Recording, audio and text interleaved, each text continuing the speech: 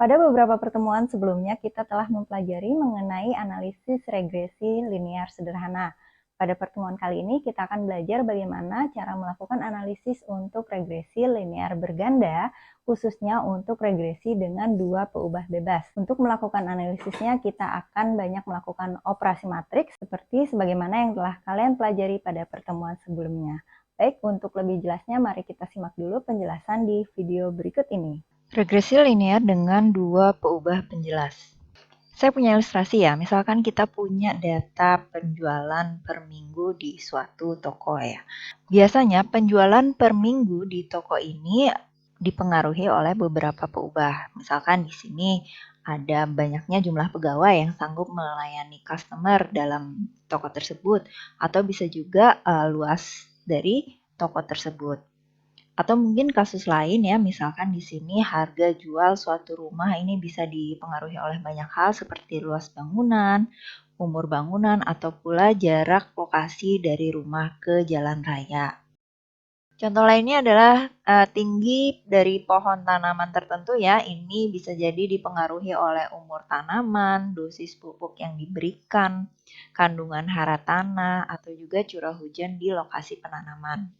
Nah, dari beberapa kasus ini, kita bisa membangun sebuah model regresi, di mana satu peubah respon ini dapat dipengaruhi oleh lebih dari satu peubah penjelas.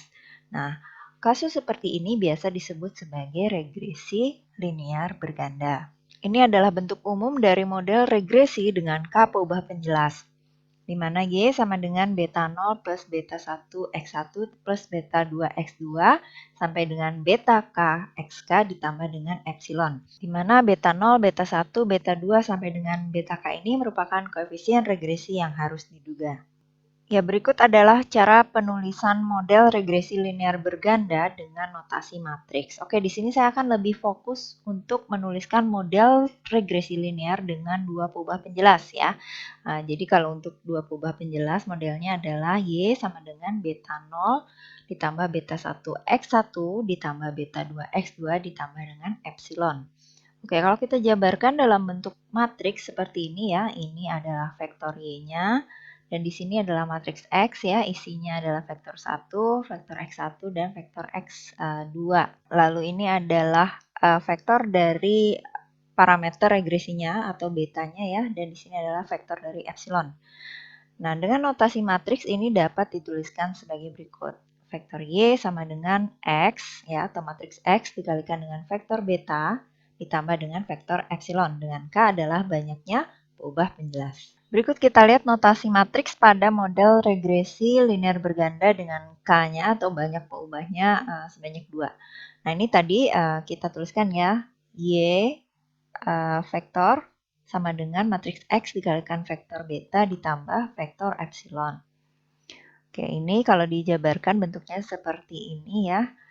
Nah, untuk menduga parameter regresi berganda dengan notasi matriks ini bisa kita hitung dengan rumus yang di kotak pink ini, di mana vektor B-nya ini kita peroleh dari mengalihkan matriks X aksen X inverse dengan X aksen Y. Nah, untuk penduga kuadrat terkecil atau least square estimator ya, penduga LS ini untuk beta berarti beta duga tadi kan ya, X aksen X inverse dikalikan dengan X aksen Y. Nah, di mana penduga ini bersifat blue atau best linear unbiased estimator hanya jika dia memenuhi asumsi-asumsi berikut, di mana nilai harapan dari epsilonnya 0, ragam dari epsilonnya itu sigma kuadrat ya, dan kovarian antara epsilon I dan epsilon J ini sama dengan 0, dan epsilon ini menyebar normal. Berikut adalah contoh model regresi linear berganda dalam notasi matriks. Oke, di sini ada datanya ya, Y, X1, dan X2. Nah, ini kalau dibuat dalam notasi matriks akan menjadi seperti ini. Nah, ini adalah data Y-nya ya, di bagian vektor Y. X-nya ini kita gandeng dengan vektor yang isinya 1 semua, lalu ini adalah X1-nya, ini X2-nya ya, dan ini adalah vektor betanya. Lalu bagaimana cara kita menduga parameter regresi linear berganda dengan matriks ya? Tadi kan dugaan untuk parameter regresi bisa kita peroleh dengan rumus ini ya. Nanti jadi dari data contoh tadi bisa kita cari dulu X aksen X-nya ya. Ini adalah X aksen atau X transpose ukurannya 3x7 dan ini adalah X ukurannya 7x3 ya. Nah, ini setelah dikalikan, ini kita dapatkan matriks X aksen X dan yang ini adalah X aksen X yang sudah diinverskan. Cara melakukan operasi matriks ini bisa kalian coba dengan bantuan software atau kalkulator ya. Kalian juga bisa coba di Minitab misalkan atau SAS atau di Excel juga bisa. Oke, sekarang kita mencari dugaan untuk beta ya. Untuk beta tadi kan rumusnya X aksen X inverse dikalikan dengan X aksen Y. Nah, ini tadi X aksen X inverse ya. Ini adalah X yang sudah ditranspose dan ini adalah Y-nya. Oke, ini kita sudah peroleh vektor B-nya ya atau dugaan untuk nilai betanya. Berarti yang di atas ini adalah B0, ini B1 dan ini B2-nya. Oke, sehingga kita peroleh dugaan garis regresinya adalah Y duga sama dengan min 0,214 ditambah 0,898 X1 ditambah 0,017 X2. Berikut ini ada ilustrasi ya. Di sini saya punya data isinya 1Y, yaitu rata-rata penjualan per minggu dalam juta rupiah, dan 2X, di mana X1 adalah banyaknya pekerja, itu satuannya orang, dan X2 adalah luas toko, satuannya meter persegi. Sekarang kita mau lihat bagaimana kalau kita melakukan analisis regresi berganda dengan dua peubah bebas ini di Minitab. Kita sudah masuk ke Minitab ya, ini data Y dan X1, X2-nya sudah saya kopikan di worksheet. Nah, pada saat kita mau melakukan analisis regresi linear berganda, kurang lebih caranya sama ya. Di sini kita pilih start, lalu regression, sama fit regression model. Dan ini tinggal kita masukkan saja responnya Y ya. Terus tadi X1 dan X2-nya sebagai continuous predictor. Untuk melengkapi outputnya ya, kita bisa tambahkan output selang kepercayaan.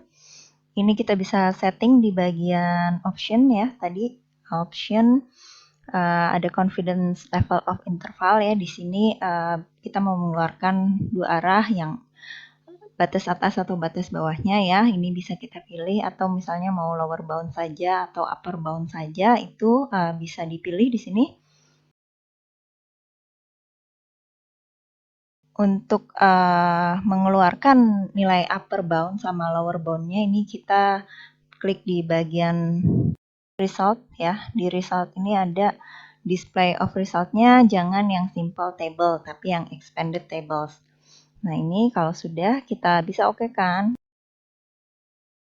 Ini adalah hasil analisis regresinya. Oke, yang pertama ini ada tabel ANOVA-nya, lalu ada model summary, ya, tabel koefisien beserta selang kepercayaan untuk dugaan parameter modelnya, sama persamaan regresinya. Oke, untuk lebih jelas kita pindah dulu ke slide ya. Ya, ini adalah output dari Minitab tadi yang sudah saya pindahkan ya ke slide. Oke, untuk output pertama ada tabel ANOVA, Analysis of Variance ya. Jadi ini seperti biasa dia ada informasi tentang derajat bebas, terus sum square ya, adjusted sum square juga, mean square, lalu nilai F, hitung sama P value-nya. Oke, di sini juga ada tambahan. Ini kalau yang di extended table dia ada tambahan contribution ya. Ini adalah persentase kontribusi masing-masing X terhadap Y di model regresi.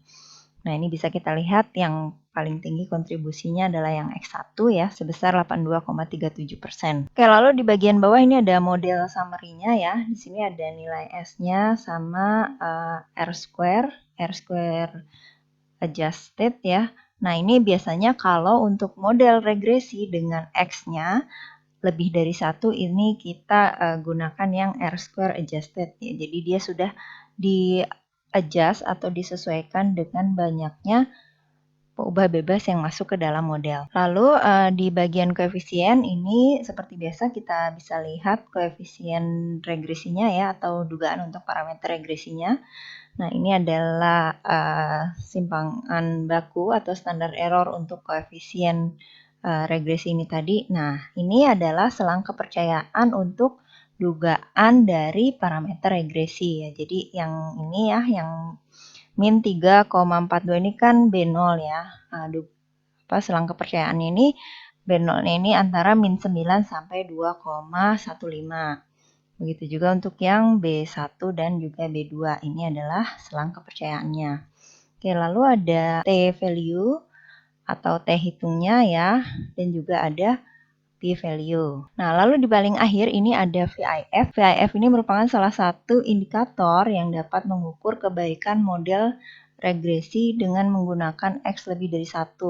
Namun, penjelasan lebih lengkap tentang VIF itu tidak akan saya sampaikan di sini ya, nanti karena ada pertemuannya khusus yang kita membahas masalah VIF ini. Oke, untuk pengujian dari parameter model juga nanti kita akan bahas di pertemuan minggu depan. Oke, yang ini adalah persamaan regresinya ya.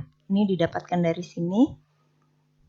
Oke, berarti ini adalah B0-nya ya, min 3,42. Ini adalah B1-nya dan ini adalah B.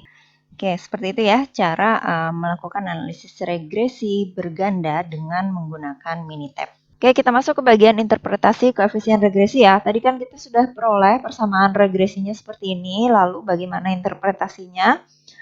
Yang pertama, interpretasi untuk B1-nya ya. Nah, di sini jika banyaknya pekerja atau X1 bertambah satu orang atau lebih banyak satu orang ya, maka rata-rata penjualan per minggu atau Y-nya akan naik sebesar Rp264.100 dengan asumsi luas tokonya itu tetap atau sama.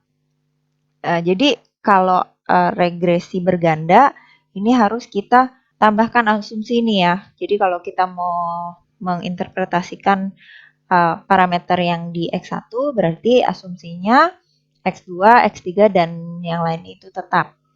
Nah, begitu juga pas kita mau menginterpretasikan yang B2 ya, berarti jika luas toko atau X2 ini bertambah 1 meter persegi ya, maka rata-rata penjualan per minggu akan naik Rp861.000 ya, dengan asumsi banyaknya pekerja atau X1-nya ini tetap atau sama.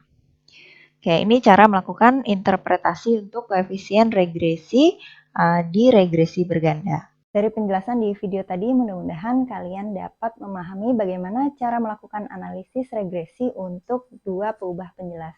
Terima kasih, sampai bertemu lagi di perkuliahan selanjutnya.